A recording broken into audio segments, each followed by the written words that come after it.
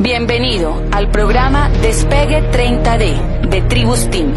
El hábito diario de escuchar esta información tiene el poder de ayudarte a crear un brillante futuro financiero. Cambia lo que escuchas, cambia lo que lees, cambia con quién te asocias y cambiarás tu vida. Ese era yo, a los 14 años, cuando tenía más dientes que personalidad, ¿no? Por esa época empiezo a jugar tenis, como a los 13, 14 años, y el tenis fue el primer gran sueño que yo tuve en la vida. Yo veía a los tenistas profesionales, veía a Agassi, a Lendl, a los duros de esa época, y yo decía, uy, yo quiero ser como esos. Yo quiero tener lo que ellos tienen, hacer lo que ellos hacen, y ser feliz porque me encantaba, ¿no? Y era como mi sueño. Y empecé a entrenar muy duro, muy duro, muy duro. Yo entrenaba más que todos los demás. Y a los 16, 17 años, ya le estaba ganando a todos los que llevaban jugando desde los 8 o 9 años, aunque yo había jugado mucho menos tiempo. Y ese era mi sueño, ser tenista profesional. Cuando estoy en eso, tengo un accidente y la vida cambia de la noche a la mañana. Me fracturo la mano, fue un accidente complicado, estuve casi 8 meses con yeso, después otro año en fisioterapia. Cuando cogí la raqueta, finalmente casi 2 años después, no podía jugar porque se me caía del dolor, era como si se me electrocutara la mano, y eso me sacó de ese sueño. Y entré a una época en mi vida de mucho vacío. No sé si tú te has sentido así, pero no había un destino, ¿no? No había nada que yo dijera, yo quiero hacer eso. Y yo creo que cuando hay un vacío de sueños en la vida de las personas, ahí es que entran todas las cosas de afuera que no deben entrar. Una vez invitaron a Dexter Yeager a una charla en la Casa Blanca, eso es que él es una persona muy influyente allá, y estaban hablando, Dexter Yeager es el empresario más grande dentro de Amway a nivel global, y estaban hablando sobre drogadicción. Entonces se subía gente a la tarima y hablaba durante horas de sus teorías, de por qué había drogadicción en Estados Unidos y cuáles eran los problemas y las causas, y horas y horas. Finalmente le toca el turno a Dexter y Dexter sube y dice, el problema por el que hay niños drogadictos es porque sus padres no tienen sueños y porque no le enseñan a sus hijos a tener sueños. Y acaba y se baja. Y eso fue todo lo que dijo. Y fue la charla más impactante de todos los conferencistas que hablaron por horas allá. Y yo creo que eso es verdad, porque yo lo veo en mi vida, y mientras que yo jugaba tenis, mientras que tenía ese sueño de lograr algo, no había tiempo ni para alcohol, ni para nada que no fuera sano, porque estaba enfocado en mi sueño. Cuando pierdo eso, sí, empiezo a tomar alcohol, porque eso hacían todos mis amigos. Bueno, mis nuevos amigos, porque los otros seguían jugando tenis. Y entonces entro en una etapa que todo me daba igual. Empiezo a estudiar economía no porque me apasionara la economía, sino porque daba igual. No había ningún sueño ni ninguna carrera con la que me identificara. Yo digo que un niño de 17 años empezó a estudiar economía, no que yo lo hice, ¿no? Por ahí alguien me dijo que así se podía ayudarle a la gente. Y entonces yo dije, pues, interesante. Pero después de que llevo unos años estudiando eso, me di cuenta que no es así, que la mayoría de los economistas... ¿Hay economistas acá? Allá hay 2. ¿No? Voy a contar un chiste de economistas, me perdonan ustedes de allá.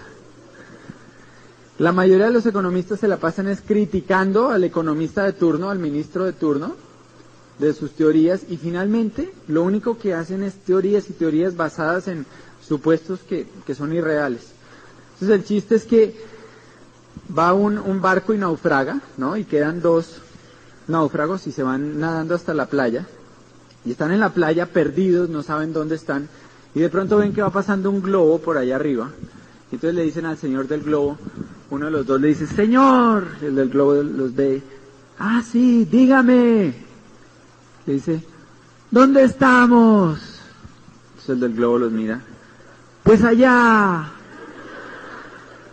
¿No? Y el otro lo mira raro y le pregunta al otro, ¿y usted para dónde va? Y el del globo dice, ah, pues para allá. Y se va. Entonces le dice uno de los dos náufragos al otro, ese del globo debe ser economista. ¿Ah? Y el otro le dice, ¿y por qué? Dice, mire, primero, lo que dice lo dice con mucha seguridad, ¿no? Segundo, todo lo que nos dijo es verdad. El tipo no nos dijo mentiras, dijo la verdad. Y tercero, lo que dice no sirve para nada, ¿no? Entonces, yo me sentía así. Sentía que era una carrera que en la práctica no tenía ni idea realmente a qué se podía aplicar y cómo le podía ayudar a nadie. Entonces entré en una época de mucho, esa es la foto que sigue, ¿no? Esta de rumba con amigos. Y a eso era lo que me dedicaba. Yo salía el jueves, el viernes, el sábado, el domingo, el lunes, el martes, el miércoles, y entonces ahí ya empataba con el jueves, ¿no? Y el viernes y el sábado, y así pasé la universidad, empecé a trabajar, pero seguía sin un rumbo, no me gustaba mi trabajo, veía las perspectivas complicadas, después tuve otro trabajo, y después entró al Citibank, ¿no? Me gané el puesto, porque en todo caso en la universidad me iba bien, ahí iba con las notas buenas, y me gané el puesto que todos mis compañeros de la universidad querían, que era entrar al Citi, ¿no? Ese era el trabajo que todo el mundo quería. Yo me lo gané y entro a trabajar allá. Cuando estoy allá, voy a la universidad a recoger un trabajo, que iban a entregar unas notas, ya terminando, y veo que hay un tipo que a mí no me caía bien, hablando con mis amigos, ¿no? Con los que yo salía jueves, viernes, sábado, ¿no?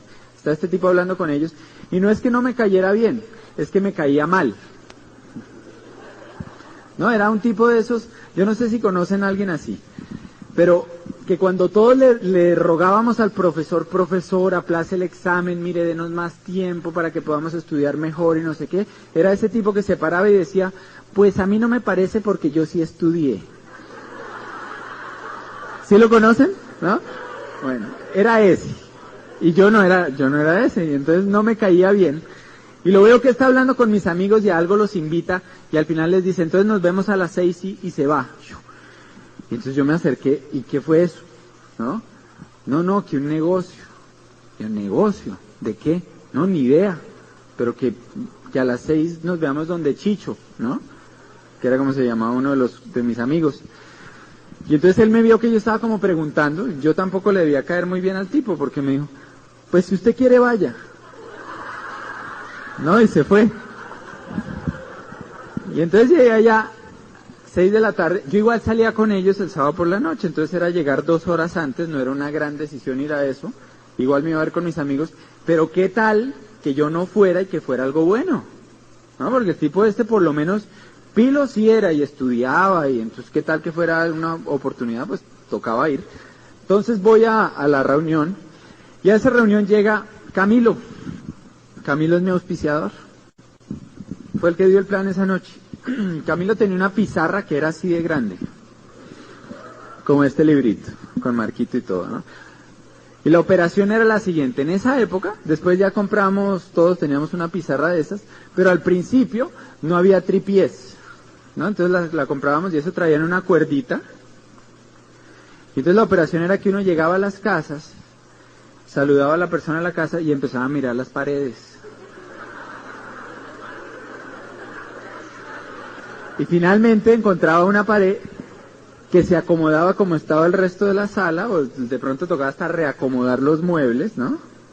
Y entonces quitaba el cuadro y colgaba su pizarra, y estaba toda la noche escribiendo y la pizarra golpeando contra la pared, y la pobre señora de la casa así, esa nunca se auspiciaba, ¿no? Esa lo único que quería era volver a pintar su pared. Ahora tenemos DVD. Ustedes no saben por la que nosotros pasamos. Yo estuve en la apertura aquí en Venezuela en el 98 y cargaba una pizarra de esas en tripié y me la pasé por todo Maracaibo, por Caracas. Cada vez que me subí en avión todos creían que llevaba una ametralladora. Y me requisaban y me la desbarataban y me tocaba volverla a armar. Ahora tenemos DVD, ¿no? sea, la evolución del negocio, créanme que los nuevos la tienen fácil. Y entonces Camilo da el plan ahí, yo no le entendí nada, y en un pedazo, imagínense, economista, Citibank, ¿no? Yo sentado así con mi status pelatus, ¿no? Y entonces lo veo que en un pedazo dice, y entonces, si usted hace esto, si ustedes hacen esto, y si siguen así, entonces después van a llegar a una cosa que se llama esmeralda y diamante, y con todo y eso me sonó bueno, ¿no? Porque yo no lo veía como que yo iba a dejar mi carrera para hacer esto, sino como un negocio extra, adicional a lo que hacía. Y pónganse a pensar, lo que yo dije es, bueno, ¿cuánto me va a dar a mí el seguro social de pensiones en 5 años? Voy a tener 26. Nada. Y por hacer este negocio, de consumir los productos y decirle a mis amigos que hagan lo mismo, en 5 años me voy a estar casando, voy a necesitar esos $20,000, ¿o no? O sea, honestamente me parecía el negocio más estúpido que había habido en la vida. Yo estudiaba economía, negocios internacionales, negociación entre países, me tocaba leerme unas fotocopias con una letra así de grande, ¿no? Y unos libros de unos teoremas matemáticos complicadísimos. Consuma en su casa y dígale a sus amigos que hagan lo mismo.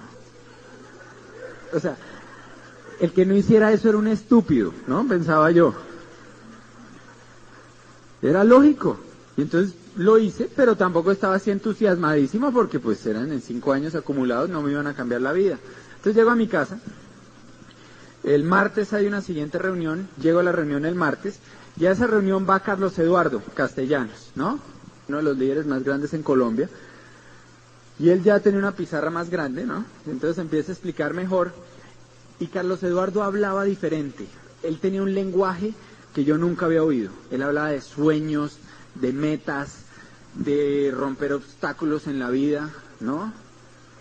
Yo estaba acostumbrado al ministro de Hacienda hablando de los indicadores del país. Y este loco, se nota que se acaba de ver un cassette, entonces decía, entonces tú metes primera, ¡ta! Y haces un mini Quicksilver, y metes segunda y haces un Quicksilver, y tercera y llegas al 21%, y cuarta llegas a esmeralda, y quinta eres diamante, y yo, ¿cómo? O sea, eso a mí me enloqueció. Entonces llegué a la casa entusiasmadísimo, ¿no? Le cuento a mi papá, papi, ahora sí encontré lo que quiero hacer. Entonces le traté de medio explicar, o sea, imagínense el desastre que fue esa explicación, y mi papá me mira, ¿no? Sus palabras exactas fueron, a ver si yo entiendo, Fernando. Yo le pagué a usted 5 años de universidad para que usted se ponga a vender jaboncitos. Y yo traté de explicarle, pero no hubo forma. O sea, el hombre estaba cerrado, yo ya conozco de eso, yo ya oí de eso es un desastre, ¿usted cómo se va a poner a hacer eso? Y miren, en el negocio uno necesita 3 cosas para sacarlo adelante. Número 1, necesitas honestidad. ¿Honestidad con quién? Contigo mismo. Vas a tener que llegar a un punto en que te mires al espejo y te preguntes para dónde vas. ¿Y qué va a pasar si no haces esto? Y eso fue lo que yo hice. Yo me había ganado el puesto que todos mis compañeros querían, pero Camilo, el que me mostró el negocio, me hizo una pregunta. Él me dijo, ¿dónde va a estar en 5 años si sigue haciendo lo mismo que viene haciendo? Entonces yo me busqué el que hace 5 años había ocupado mi puesto en el banco y me di cuenta que estaba vendiendo el carro para poder comprar nevera y electrodomésticos porque se iba a casar. Y yo acababa de poder comprar mi carro. Entonces decía, y en 5 años voy a estar peor, vendiéndolo. Y entonces me fui más adelante, me fui 10, 15, 20 años en el futuro y encontré gente que llevaba en el banco 20 años que ganaba muy buen dinero, porque en ese banco hay gente que gana muy buena plata, pero tenían problemas de salud, estrés, gastritis, problemas familiares. Era gente que fines de mes se quedan a dormir en la oficina. El estrés financiero es una cosa brutal porque son problemas de plata. Y cuando hay un problema de esos, alguien pierde su empleo. Entonces tú veías gente que llevaba ya 15, 20 años, que ya debían, ¿no?, manejar la situación, y los veías fuera de sí, enloquecidos, histéricos, gritando. Y yo decía, Dios mío, esta gente no es y no hace Y muchos no tienen lo que yo quiero tener después de 20 años de trabajo. Entonces Camilo me mostró a los diamantes. Me dijo, mire esta gente. Mire cómo viven. Me mostró perfiles de éxito. Mire las casas que tienen y mire lo que dicen y lo que hablan. Y encontré, ¿se acuerdan el tenis que tenía ídolos? Por segunda vez en mi vida encontré gente que era, hacía y tenía lo que yo quería ser, hacer y tener. Un punto de referencia. Alguien que lo había logrado. Entonces, así como antes, recuperé mis sueños. Y eso es algo valiosísimo. Y entonces, número 1, tienes que ser honesto. ¿Para dónde vas? Número 2, tienes que ser humilde. Tienes que aprender de gente que ya tiene el resultado en la mano. Porque esa gente no se lo inventó, esa gente lo aprendió a su vez de otros y otros y otros que tienen el resultado. Cuando yo empecé el negocio, a mí eso me costó trabajo, porque Carlos Eduardo era un veterinario que no había acabado su carrera, que estaba quebrado cuando empezó el negocio, tenía deudas, y yo lo miraba y no veía en él, por eso, un maestro. Y me tomó tiempo, golpes, caerme, darme cuenta que de mi manera no me iba a funcionar. Y entonces fui humilde, fui donde él y le dije, ok, tú tienes el resultado, porque ya lo tenía, dime cómo lo hago. Eso es clave, que tú tengas la humildad de aprender de la gente que ya lo logró. Y que dejes a un lado el estatus y todos tus antecedentes. Si tienes 5 carreras, 5 profesiones, 3, 2, buenísimo, pero no dejes que eso se vuelva un obstáculo para ti. Úsalo como un trampolín, pero sé humilde y aprende de los que en esto ya son exitosos. Y por último, tú necesitas madurez. Y algunos dirán, y yo vine aquí un domingo a las 5 de la tarde, a que un muchachito me diga que tengo que tener madurez. Yo te digo, sí, a mí me trajeron desde Colombia en un avión, me mandaron a Barquisimeto, a Valencia, ahora me trajeron aquí para decírtelo. ¿Necesitas tener madurez? Ahora te voy a decir una cosa. Gracias. ¿Qué es madurez como yo lo estoy hablando? Dexter dice que una persona madura es una persona que confía en sus decisiones de adulto y no las cambia porque los otros opinan cosas diferentes. Eso es una persona madura. Tú viste en esto una oportunidad. Viste un negocio. Viste algo para ti, para tu familia. Confía en ti. Confía en lo que viste. No dejes que otra persona que no ha visto lo que tú sí viste cambie tu forma de pensar.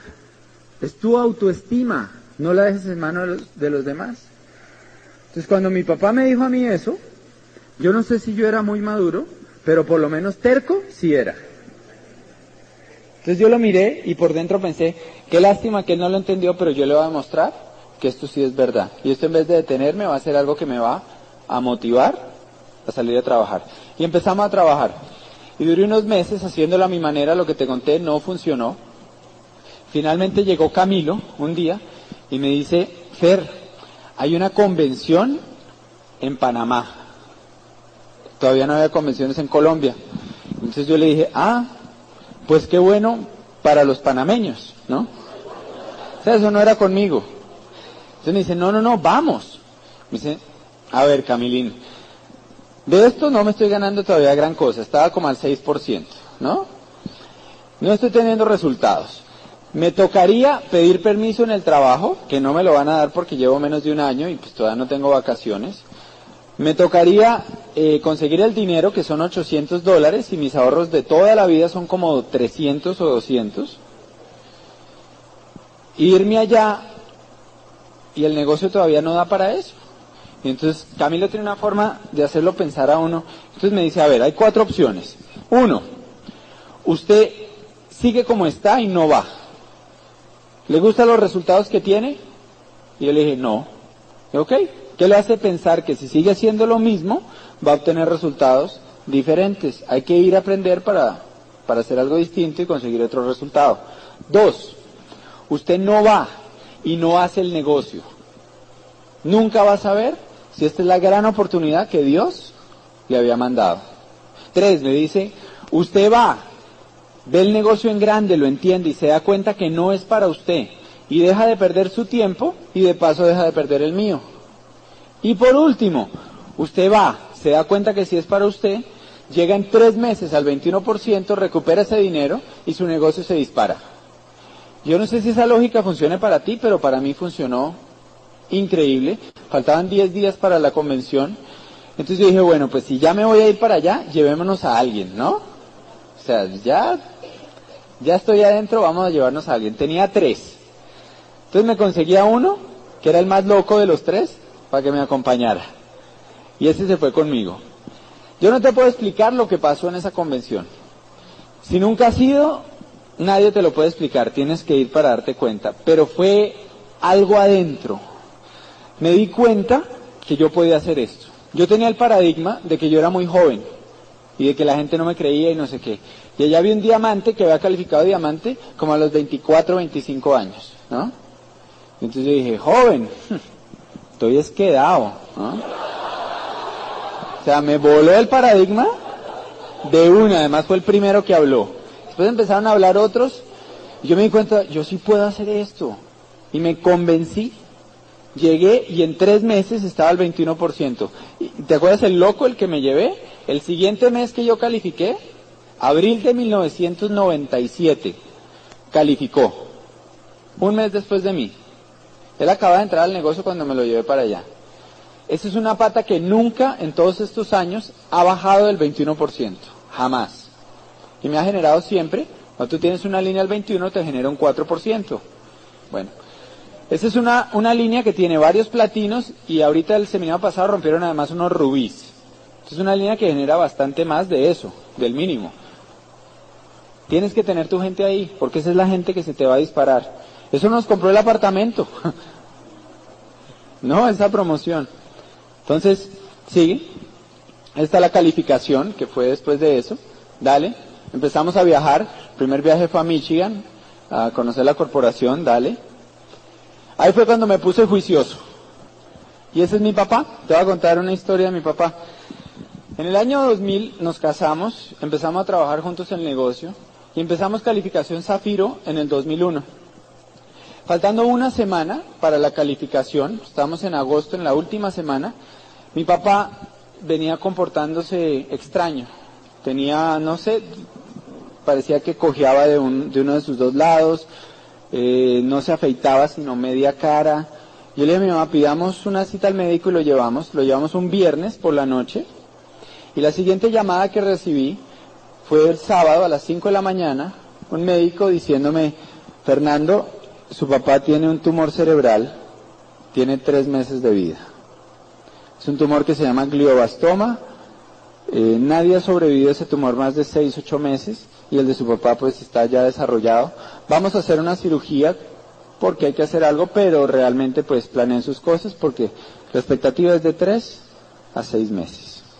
La vida cambia de la noche a la mañana. Y mi papá era una persona pues que yo quería mucho, que admiraba mucho, y a mí eso realmente me golpeó mucho, o sea, me impactó mucho. Yo me acuerdo que le dije al médico, cuando llegué al hospital, le dije, doctor, mire, yo le agradezco, yo sé que usted es un profesional, sé que me tiene que dar su opinión médica, pero yo le voy a prohibir a usted que usted le diga a mi papá lo que usted me dijo a mí, porque yo creo en Dios, y yo creo que Dios es el único que decide quién se va o entra a este mundo, y es decisión de Él. Entonces le voy a prohibir que usted le diga eso a mi papá. Y mi papá jamás oyó esas palabras. Y vivió 3 años y medio. Es un récord a nivel mundial con ese tipo de tumor. De esos 3 años y medio, murió en abril pasado, tuvo 1 año y medio muy buenos, buenísimos, que hasta jugó golf, la pasó súper bien, él era muy acelerado, entonces fue como un año para tranquilizarse, para hacer buena relación con todos nosotros. Y yo tuve el placer de dedicarme a él a ser hijo, tiempo completo. Esa fue mi profesión durante 1 año y medio.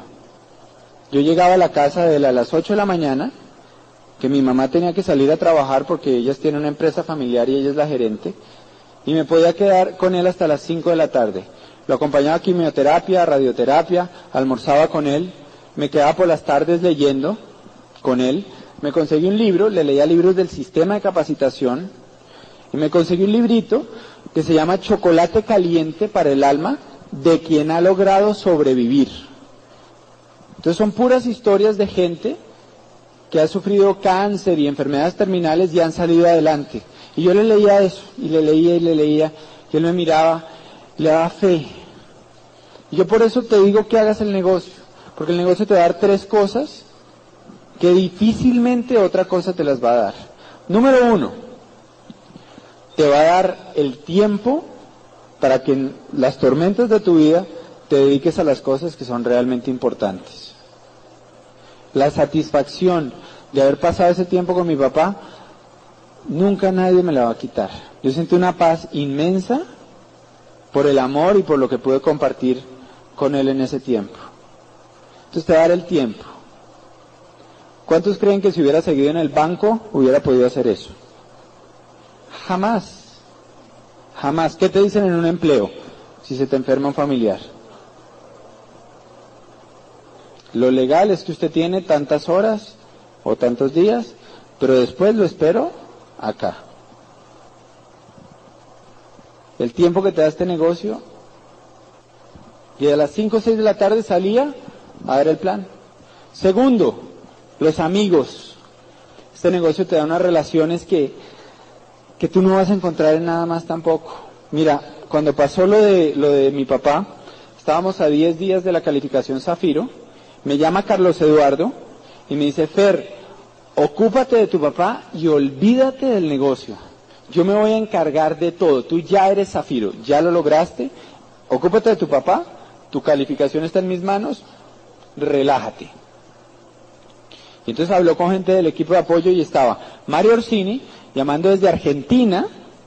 Mario, que tiene negocio en 17 países, miles de personas, llamando desde Argentina gente del grupo a promoverle sus metas. Betty llamando desde Atlanta y Carlos Eduardo encima de todo y toda la gente del equipo metida ahí y yo con mi papá.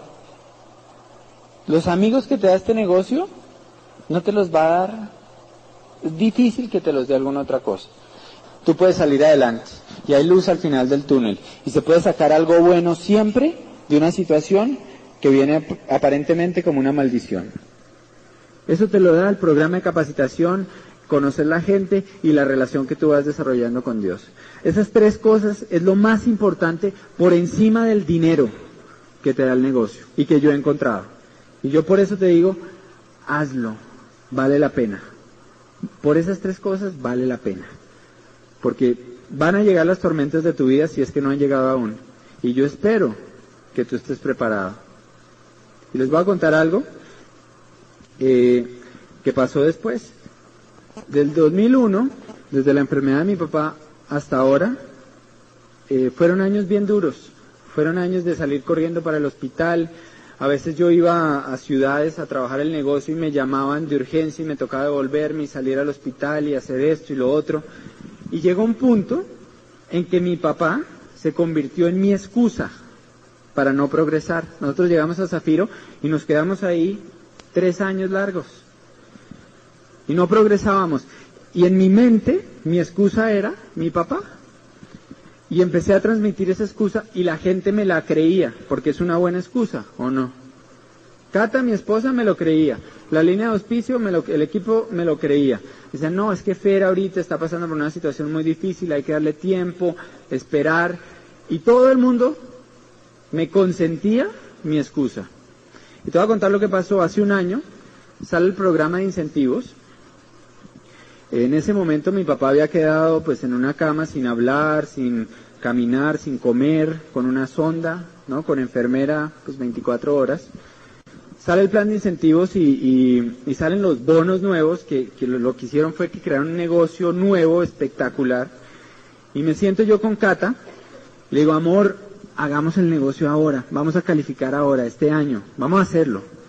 Y Cata me dice, Fer, pero la situación de tu papá no ha cambiado, o sea, todo está igual, antes está peor, no es el momento. Yo le dije, ¿sabes qué? pobrecito mi papá. Fuera de que está en una cama, enfermo, sin hablar, sin comer, sin caminar. Fuera de todo eso que le toca a él aguantar, le toca aguantarse un hijo mediocre que no hace lo que tiene que hacer en su vida y se escuda bajo la excusa de él.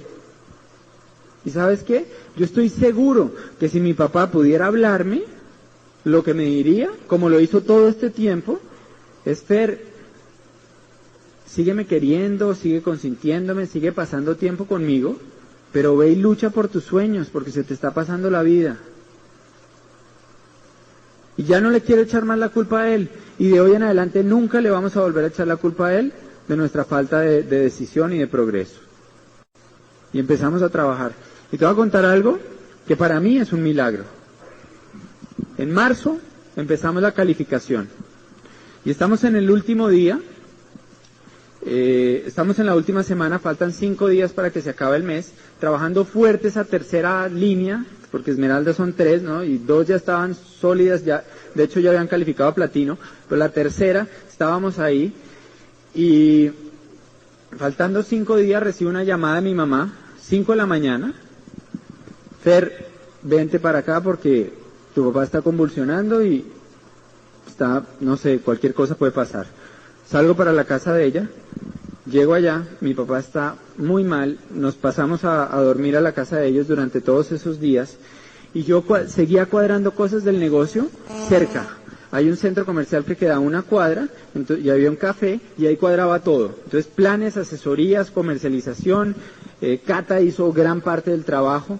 Íbamos y volvíamos todo el tiempo, esos 5 días. El último día, estoy hablando con un socio nuevo, me da su orden para registrársela por internet, quería que yo se la hiciera, me da el pedido, tengo una computadora laptop, entonces estoy ahí, meto el pedido, y con ese pedido ya empezábamos la calificación de Esmeralda. Eso cerraba la tercera pata. Cierro el computador, y en el momento en que bajo la tapa, exactamente en ese momento entra la enfermera. Dice: Fer, vengan, Fernando, vengan que su papá se nos quedó. Fue instantáneo. O sea, acabamos eso y en ese momento mi papá murió. Y eso fue en el segundo exacto. O sea, yo lo veo como si él estuviera esperando a que nosotros empezáramos esta calificación para poder descansar en paz.